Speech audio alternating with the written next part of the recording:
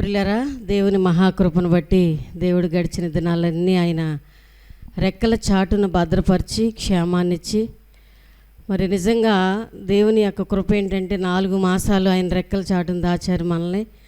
మే నెల 5వ మాసంలో అడుగు పెట్టడానికి తర్వాత ఇన్ని రోజులు దేవుడు తన ఉచితమైనటువంటి కృపించి క్షేమంగా ఉంచారు. అందుకని మనం కృతజ్ఞతలు తెలియజేయాలి. చాలా సంతోషం. అందరూ బాగున్నారని నమ్ముచున్నాం. ఈ ప్రోగ్రాం చూస్తూ ఇటు వర్తమానం వింటున్న ప్రియ సహోదరుడా, దేవుని వాగ్దానము ఆయన కృప మీ కుటుంబంలో హెచ్చుగా మీకు ఆశీర్వాదం కావాలని మనస్ఫూర్తిగా మీకోసం మేము ప్రార్థన చేస్తూ ఉన్నాం. దేవునికి స్తోత్రం కలుగును గాక.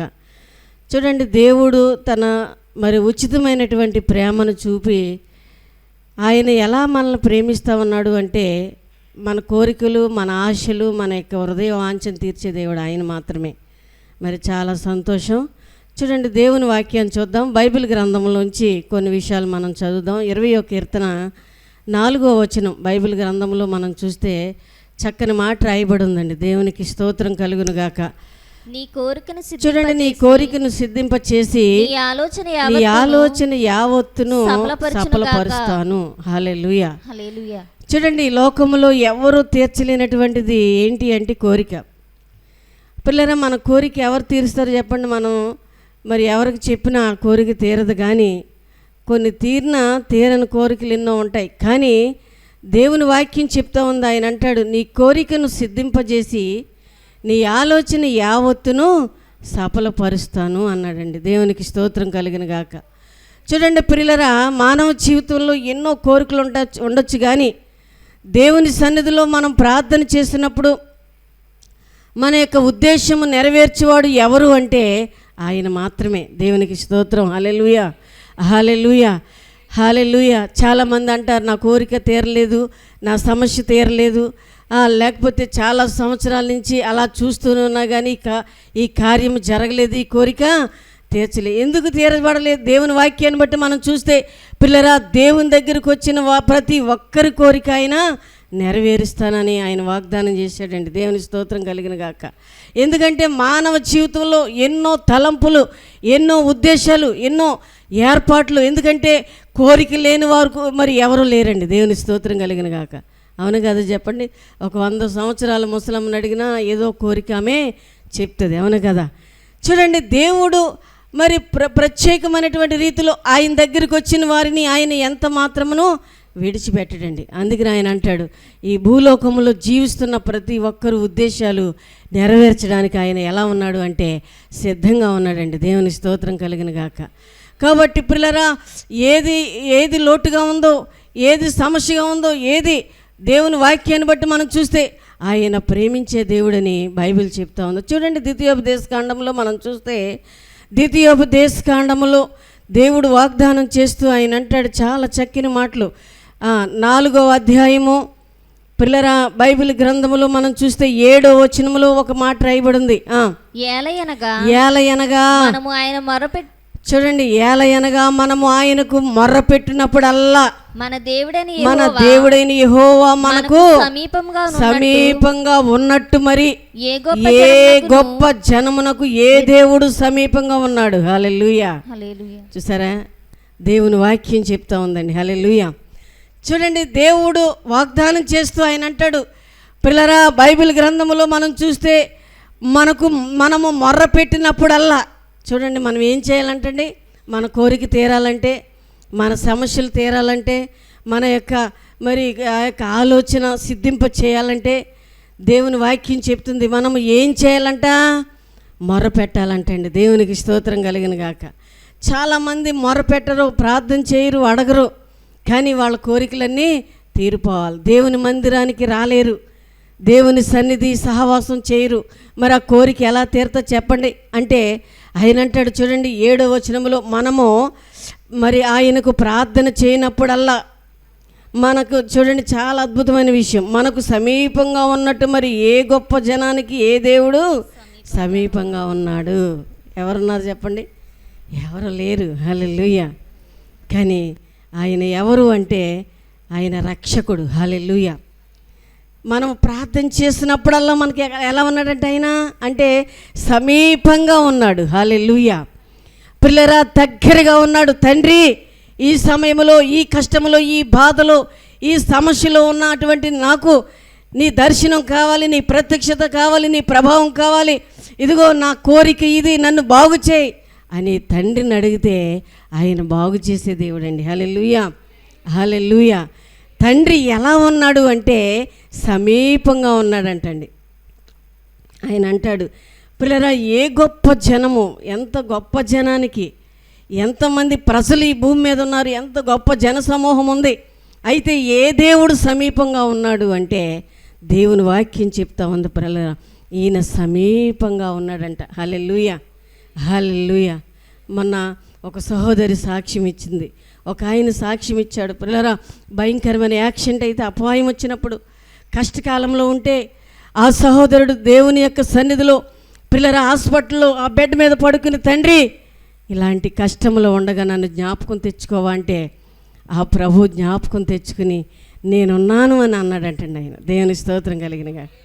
చూడండి, ఎవరు సమీపంగా ఉన్నారు అంటే పిల్లరా, మనం ప్రార్థన చేయనప్పుడల్లా కుల మత టైము ఏమీ లేదు, కానీ దేవుని సన్నిధిలో ప్రార్థన చేస్తున్నప్పుడల్లా ఆయన దగ్గరగా ఉన్నాడంటండి. ఆయన చెవి ఎలా ఉంది చెప్పండి, ఆయన ఆలకిస్తూ ఉన్నాడంటండి మన ప్రార్థన, మన విజ్ఞాపన. అందుకని ఆయన అంటాడు, నీ కోరికను సిద్ధింప చేసి నీ ఆలోచన యావత్తును నేను సఫలపరుస్తాను. హల్లెలూయా. ఏ ఆలోచన నీకున్నదో ప్రియ సహోదరుడా, ఈ ప్రోగ్రాం చూస్తూ ఈ టీవీ వర్తమానం వింటున్నా ప్రియ సహోదరి, దేవుని వాక్యం చెప్తుంది, ఎలాంటి కోరికతో, ఎలాంటి యొక్క వేదనతో, దుఃఖంతో, ఒకవేళ మనశ్శాంతి లేక జీవిస్తూ ఉంటే ఎలాంటి కోరికతో నీవు జీవిస్తున్నావో దేవుని వాక్యం చెప్తుంది, నీ కోరిక తీరుస్తాడు ఆయన. హల్లెలూయా, హల్లెలూయా. నీ బాధను నివారణ చేస్తాడు ఆయన. దేవుని వాక్యం చెప్తుంది, దేవుని దగ్గరికి రా, దేవునితో సహవాసం చేయి, ఆయనతో చెప్పుకో నీ బాధను, ఆయనతో చెప్పుకో, కన్నీళ్లు కార్చి. దేవుని వాక్యం చెప్తుంది 7వ వచనములో ఆయన అంటాడు, పిల్లరా, ఏ దేవుడు మనకి సమీపంగా ఉన్నాడు. ఇంకా కిందకి చదువుతా ఆయన అంటాడు 8వ వచనంలో, మరియు నేను మీకు అప్పగించుచున్న ఈ ధర్మశాస్త్రం, చూడండి పిల్లరా, నేను మీకు అప్పగించిన ఈ ధర్మశాస్త్రం అంతట్లోనున్న కట్టడలను నీతి విధులు గల గొప్ప జనము.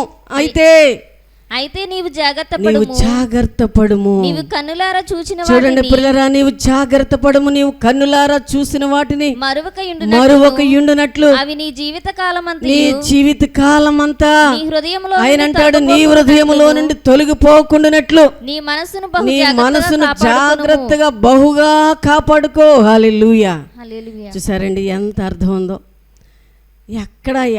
ఎక్కడ అంటే పిల్లరా, దేవుని వాక్యం చెప్తా ఉంది, ఎవరు సమీపంగా ఉన్నారు, మన దేవుడు సమీపంగా ఉన్నాడు. హల్లెలూయా, హల్లెలూయా.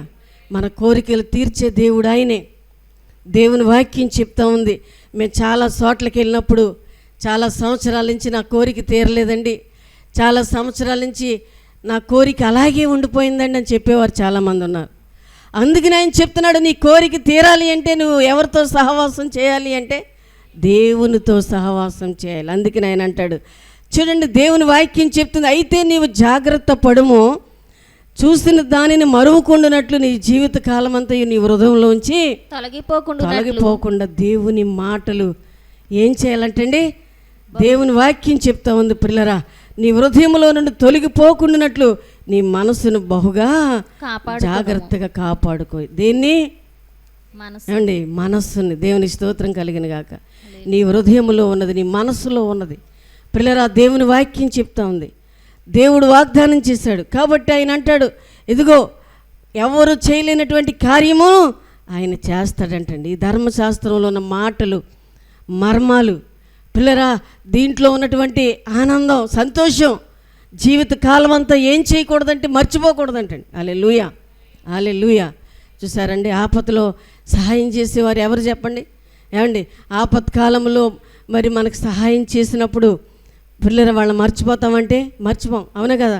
కష్టకాలంలో ఎవరైనా మనకు మేలు చేసినప్పుడు పిల్లరా, అంతకంటే ఆయన మనకి సహాయం చేసే దేవుడు ఒక ఆయన ఉన్నాడు, ఆయనే ప్రభు అయిన క్రీస్తు. హల్లెలూయా, హల్లెలూయా. అందుకనే బైబిల్ చెప్తా ఉంది, ఏ గొప్ప దేవుడు ఏ ప్రజలకి ఎలాగా అంటే ప్రియులరా, దేవుడు మనకి సమీపంగా ఉన్నాడు. మనం ప్రార్థన చేసినప్పుడల్లా ఆయన చాలా అద్భుతమైన దేవుడు అండి. దేవునికి స్తోత్రం కలిగిన గాక. దేన్ని బట్టి మనం అతిశయించిన కొద్ది కాలమే. 20వ మరి కీర్తనలో మనం చూస్తే 7వ వచనంలో ఒక మాట రాయబడి ఉందండి. ప్రియులరా, బైబిల్ గ్రంథంలో మనం చూస్తే ఆయన చెప్తున్నాడు, దేవుడు వాగ్దానం చేస్తూ ఆయన నమ్మదగిన దేవుడు. 7వ వచనంలో కొందరు రథములను బట్టి చూడండి, కొందరు గుర్రాల బట్టి అతిశయపడుదురు గాని మనమైతే నేనైతే పిల్లరా ఎవరిని బట్టి అతిశయిస్తాము అంటే మనమైతే మన దేవుడైన యెహోవాను బట్టి అతిశయపడుదుము. హల్లెలూయా. మన అతిశయం ఎవరు చెప్పండి? మన ప్రభువే. నీకు అన్నీ ఉండొచ్చు, కానీ దేవుని వాక్యం చెప్తా ఉంది, కడవరి దినాల్లో, ఈ చివరి దినాల్లో ప్రియులరా, చాలా భయంకరమైనటువంటి దినాల్లో మనం ఉన్నాం. కాబట్టి దేవుని వాక్యం చెప్తుంది, ఎంచ దినాల్లో తెలుసుకోవాల్సింది ఏంటి అంటే సమీపంగా ఉన్న దేవుణ్ణి విడిచిపెట్టడం కాదు, కానీ ఆయన నీకు సమీపముగా ఉండగా నీవు ఆయన్ని వేడుకో. హల్లెలూయా. ఎక్కడున్నాడమ్మా? ఆయన దగ్గరగా ఉన్నాడండి. దేవుని స్తోత్రం కలిగిన గాక. తండ్రి, ఈ సహాయం కావాలి. దేవుని వాక్యం చెప్తా ఉంది, కొందరు రథాలను బట్టి, గుర్రాలను బట్టి, మేడలను బట్టి, బిద్దులు బట్టి, ఆస్తిని బట్టి, ఐశ్వర్యాన్ని బట్టి, డబ్బును బట్టి వారు అతిశయపడతారు, కానీ మనమైతే మన దేవుణ్ణి బట్టే అతిశయపడాలి. బైబిల్ చెప్తా ఉంది. హల్లెలూయా, హల్లెలూయా. ప్రియరా, సమస్తం ఉండొచ్చు, కానీ దేన్ని బట్టి అతిశయించాలి అంటే మన దేవుడైన యెహోవాను బట్టి అతిశయించాలి. మన అతిశయము మన ప్రభువే. దేవుని స్తోత్రం. చాలామంది చెప్తారు, ఉన్న దాన్ని బట్టి అతిశయిస్తున్నావేమో, ఉన్న దాన్ని బట్టి గర్విస్తున్నావేమో. దేవుని వాక్యం చెప్తున్న ప్రియ సహోదరి, ఈ ప్రోగ్రాం చూస్తూ ఈ వర్తమానం వింటున్న ప్రియ సహోదరుడా, దేవుడు వాగ్దానం చేస్తూ ఆయన చెప్తున్నాడు, ఇదిగో ఈ కడవరి దినాల్లో, ఈ చివరి దినాల్లో ఆ ప్రభువు నీకు సమీపంగా ఉన్నాడని మాత్రం మర్చిపోవద్దు. ఎలాంటి పరిస్థితుల్లో నీవు ఉన్నా. ఇంకొక మాట మనం చూద్దాం. చూడండి, దేవుడు వాగ్దానం చేస్తూ ఆయన అంటాడు చాలా చక్కని మాటలు. కాబట్టి పిల్లరా, నీ మనసును బహు జాగ్రత్తగా కాపాడుకోవాలంటండి. ఈ మనసు చెదిరిపోయినా, ఈ మనసు పాడైపోయినా, ఈ మనసుని పిల్లరా ఎవరు బాగు చేసేవాళ్ళు లేరు, కానీ ఎక్కడ బాగుపడద్ది అంటే దేవుని దగ్గర మాత్రమే. దేవుని స్తోత్రం కలిగిన గాక. చూడండి, చాలామంది చెప్తూ ఉంటారు, నా మనసు బాగోలేదండి అంటారు. ఏమండి, చాలామంది చెప్తూ ఉంటారు, నా మనసు బాగోలేదండి, నాకు మనశ్శాంతి లేదు, నెమ్మది లేదు, సంతోషం లేదు, నా హృదయ వేదనలో. చూడండి, మనసు బాగోపోవడానికి గల కారణం ఏంటి అంటే దేవుని సన్నిధి లేనప్పుడే. దేవుని స్తోత్రం కలిగిన గాక. అందుకని ఆయన చెప్తున్నాడు, దేవుని సన్నిధి సహవాసము నీలో ఉన్నప్పుడు పిల్లరా ఈ మనసు ఏమవుతుంది అంటే సంతోషంగా ఉంటుందండి. హల్లెలూయా. అందుకని ఆయన అంటాడు, నీ మనసుని బహు జాగ్రత్తగా కాపాడుకో. కాబట్టి ఈ ధర్మశాస్త్రంలో ఉన్న మర్మాలు మర్చిపోకుండా, జీవితాంతము కూడా మర్చిపోకుండా చూసుకోమంటున్నాడు ఆయన. దేవునికి స్తోత్రం కలిగిన గాక. చూడండి, ధర్మశాస్త్రంలో ఉన్నటువంటి ధర్మం పిల్లరా, దేవుడు మన మధ్యలో ఉండి ఆయన ఎన్నో మర్మాలు బయలుపరుస్తున్నాడు. ఇంకొక మాట చదువుదాం. చూడండి, ద్వితీయోపదేశ కాండంలో మనం చూస్తే ఈ ప్రేమామయుడు చాలా విషయాలు చెప్తా ఉన్నాడండి. మరి 7వ అధ్యాయము ద్వితీయోపదేశ కాండము చాలా చక్కని మాట రాయబడి ఉంది. దేవుని స్తోత్రం. 7వ అధ్యాయము పిల్లరా, అమూల్యమైన విషయాలు. దేవుని స్తోత్రం కలుగును గాక. 19వ వచనములో, నీ కన్నులు చూచిన ఆ గొప్ప శోధనలను, చోచక క్రియలను, మహత్కార్యములను, బాహుబలమును, చాచిన చేతిని బాగుగా జ్ఞాపకం చేసుకునము. నీకు భయం పుట్టించుచున్న ఆ జనులందరికీ నీ దేవుడైన యెహోవా అలాగే చెయ్యును. చూసారా పిల్లరా, నీ కన్నులు చూసినటువంటి గొప్ప శోధనలు, క్రియలు, మహత్కార్యాలు, బాహుబలం చాచినటువంటి ఆయన చేతిని మనం ఏం చేయాలంట? జ్ఞాపకం తెచ్చుకోవాలంటండి. దేవుని స్తోత్రం. ఆయన అంటాడు, నేను మిమ్మల్ని రక్షించడానికే వచ్చానన్నాడండి. దేవుని స్తోత్రం. పిల్లరా, రక్షించడానికి పిల్లరా దేవుని వాక్యం చెప్తా ఉంది.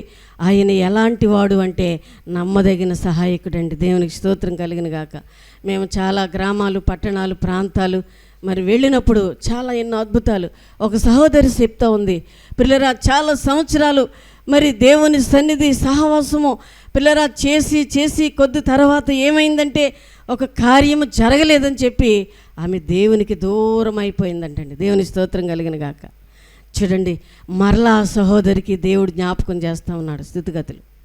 హల్లెలూయా. ఒక రోజున దర్శనంలో ఆయన చెప్తున్నాడంట సహోదరితో. పిల్లరా, ఆమెతో చెప్తున్నటువంటి మాటలు చూసి విని ఆమె ఆశ్చర్యపోయి దేవుడు మరలా నాతో మాట్లాడుతున్నాడు అందండి. దేవుని స్తోత్రం కలిగిన గాక. చాలా రోజులు మాట్లాడలేదండి అని చెప్పింది ఆమె. దేవుని స్తోత్రం. చూడండి, చాలా నెలలు. ఎందుకంటే సహవాసమును కోల్పోతే. దేవుని స్తోత్రం కలిగిన గాక. అందుకని ఆయన బాహుబలం ఎలాంటిది అంటే గొప్పది. కాబట్టి పిల్లరా, నీ కోరికను సిద్ధింపజేసి నీ ఆలోచన యావత్తును సఫలపరచడానికి ఆయన ఎలా ఉన్నాడంట? సిద్ధంగా. ఇంకొక మాట చదువుదాం. బైబిల్ గ్రంథంలో మనం చూస్తే ఆయన అంటాడు చాలా చక్కని మాటలు. కాబట్టి పిల్లరా, ద్వితీయోపదేశ కాండము 6వ అధ్యాయంలో ఆయన అంటాడు చూడండి, 13వ వచనం. నీ దేవుడైన యెహోవాకు భయపడి, చూడండి, నీ దేవుడైన యెహోవాకు భయపడి ఆయనను సేవించి ఆయన పేరట ప్రమాణం చేయవలెను. మీరు ఇతర దేవతలను అనగా మీ చుట్టూనున్న జనముల దేవతలను సేవింపకూడదు. చాలండి. దేవుని స్తోత్రం కలిగిన గాక. చూడండి, ఎవరికి భయపడాలంటే దేవుని వాక్యం చెప్తా ఉంది. ఎవరికి భయపడాలి చెప్పండి? నీ కోరికను సిద్ధింపచేసి నీ ఆలోచన సఫలపరిచే దేవుడికి నువ్వేమవ్వాలంట? భయపడాలంటండి. దేవుని స్తోత్రం కలిగిన గాక. అందుకని ఆయన చెప్తున్నాడు ఏమని ప్రియులారా, బైబిల్ గ్రంథంలో చెప్తున్న మాటలు మనం చూస్తే నీ దేవుడైన యెహోవాకు నువ్వు ఏమవ్వాలంట? భయపడాలంటండి. దేవుడు చూస్తున్నటువంటి దేవుడు. చూడండి, ఈ చివరి దినాల్లో, కడవరి దినాల్లో యేసు ప్రభు ఆయన రానయ్యున్నాడు. ఆయన ప్రత్యక్షం, ఆయన ప్రభావం మనం ఆలోచన చేస్తే ఈ చివరి దినాల్లో ప్రియులారా దేవుని సన్నిధి ఎంతో అవసరమని బైబిల్ చెప్తా ఉందండి. దేవునికి స్తోత్రం కలుగును గాక. కాబట్టి దేవుడు ఈ యొక్క పిల్లరా ప్రార్థన చేస్తున్నప్పుడు మనల్ని ఎంత మరి కాపాడుతున్నాడంటే ఆయన ప్రేమ ఎంత అంటే చెప్పలేంది. దేవునికి స్తోత్రం కలిగిన గాక. ఆయన మనల్ని ప్రేమిస్తూ ఆయన ప్రేమ శాశ్వతమైన ప్రేమతో నీ కోరికను సిద్ధింపజేస్తా ఉన్నాడు. అందుకనే మనం ఎక్కడికి రావాలంటే దేవుని దగ్గరికి రావాలండి. దేవుని స్తోత్రం కలిగిన గాక. చాలా సంవత్సరాలు పిల్లరా, నిజంగా నా జీవితంలో ఎన్నో కార్యాలు దేవుడు నన్ను బ్రతికించి మరణములోంచి పిల్లరా ఎన్నో అద్భుతమైన కార్యాలైనా చేశాడండి. దేవుడు చేసిన కార్యాలకి ఆయనకి ఏమిచ్చినా ఆయన రుణం తీర్చలేము. దేవుని స్తోత్రం. హల్లెలూయా. అలాగే నా భర్త విషయంలో కూడా ఆయన కూడా బ్రతికించి సజీవంగా ఉంచి క్షేమంగా ఉంచి మరి నిజంగా ఆయన చేసిన కార్యాలు కంటికి కనపడని రీతిగా ఆయన ప్రత్యేకమైనటువంటి రీతిలో దేవుడు వాగ్దానం చేశాడండి. దేవుని స్తోత్రం.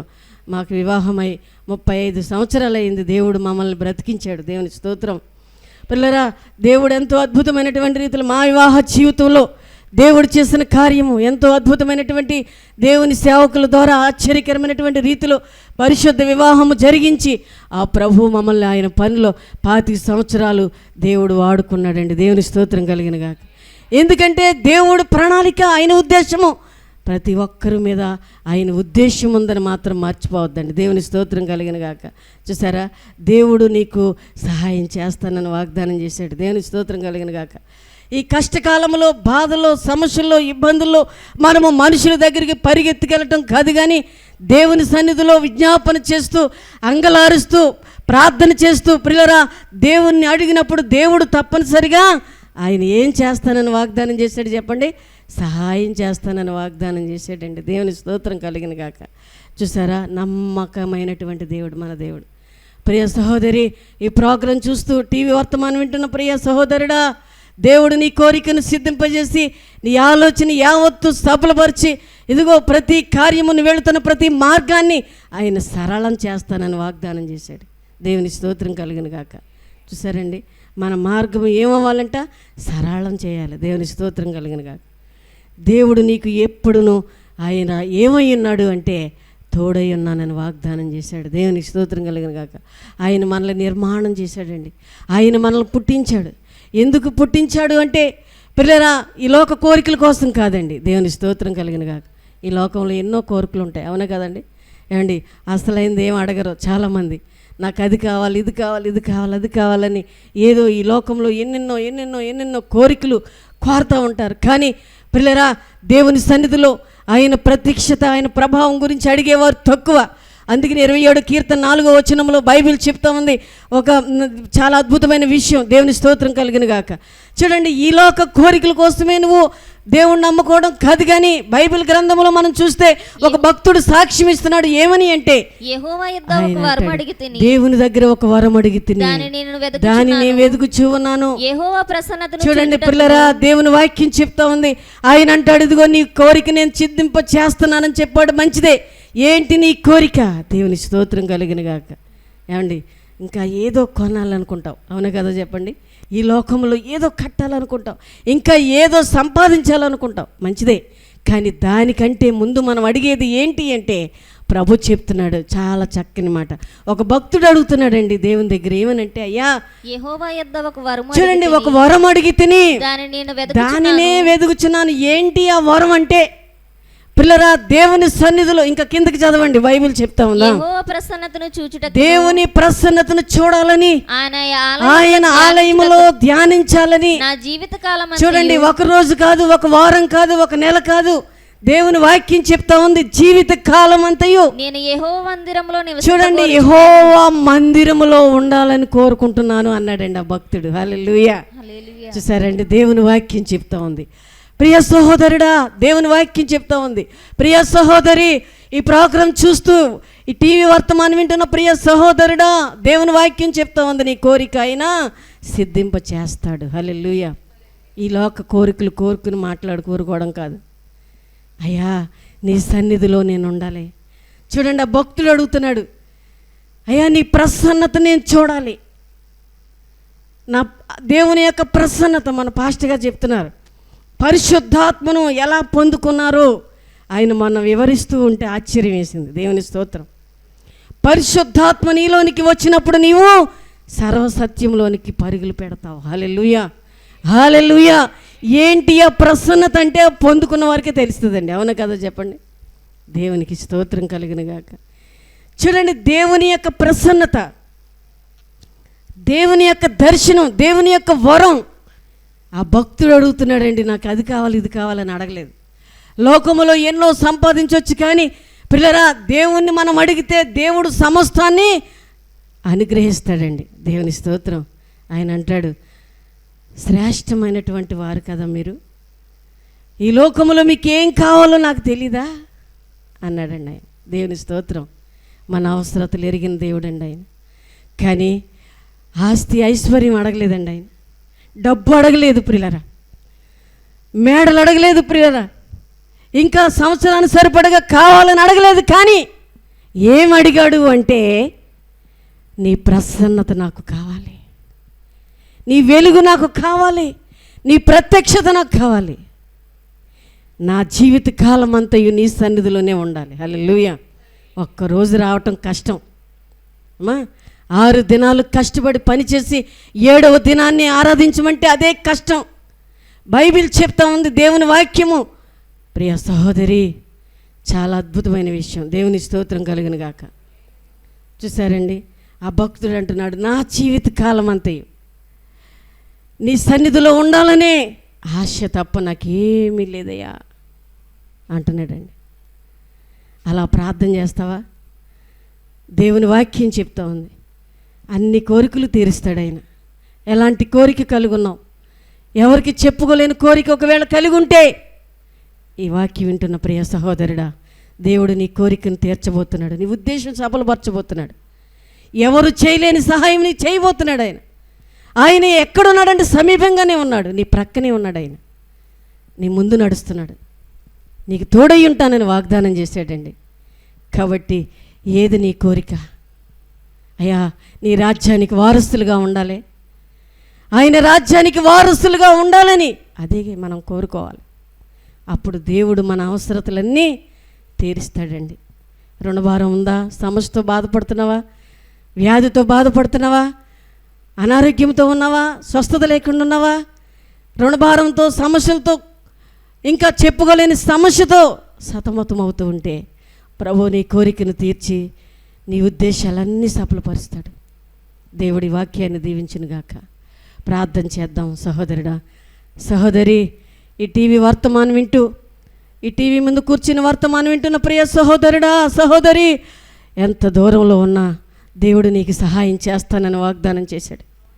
దేవుడు నీకు సమీపంగా ఉన్నానని వాగ్దానం చేశాడు. ఆయన నీ మార్గాన్ని సరళం చేస్తానని వాగ్దానం చేశాడు. నువ్వెంత దూరం వెళ్తే నీకంటే ముందుగా ఉన్నానని వాగ్దానం చేశాడు. నీవెక్కడో దూరంలో నుండి చూస్తూ ఉంటే దూరంలో ఉన్నా అక్కడ నేను సహాయం చేస్తానని వాగ్దానం చేశాడు. ఆయన సమీపంగా ఉన్నాడు.